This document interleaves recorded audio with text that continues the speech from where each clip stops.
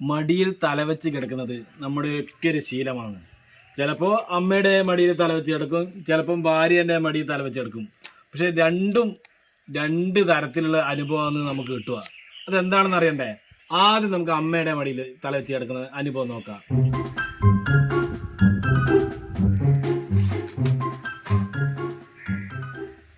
ഒരു വിഷമോ? ഒന്നുമില്ല അമ്മേ. പൈസ ഒന്നും ഇല്ലായിട്ടാ? അതാ എൻ്റെ ഷെൽഫിൽ 2000 രൂപ ഓണക്കുറിന്ന് കിട്ടിയ അത് എടുത്തോ. പിന്നെ നോക്കിയിട്ട് എടുക്കാം. നമ്മ നല്ലൊരു ചായ വെച്ച് തരട്ടെ? വേണ്ട. എന്നാ കുറച്ച് നേരം അവിടെ കിടന്ന് ഉറങ്ങിയാട്ടെ.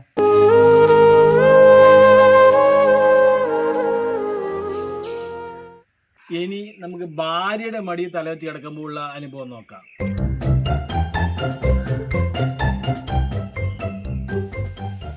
എന്നാ കളിക്കുന്നേ? നീ കുറച്ച് കൈ ഇങ്ങനെയാക്കി. എന്റെ ക്യൂട്ടക്സ് എല്ലാം പോയി പോകും. കുറച്ച് സമയം ആക്കമാ. ഞാനിപ്പോ എന്റെ ക്യൂട്ടക്സ് ഒക്കെ ഇട്ടിന്.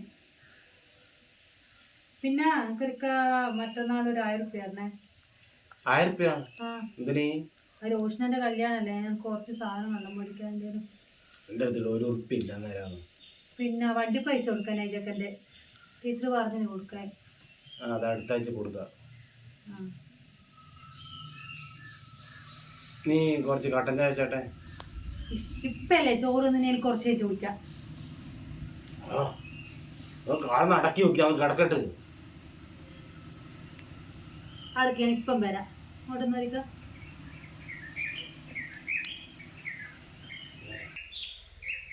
ഇന്നാ ഇതിൻ്റെ അകത്ത് തല വെച്ച് കിടന്നോ.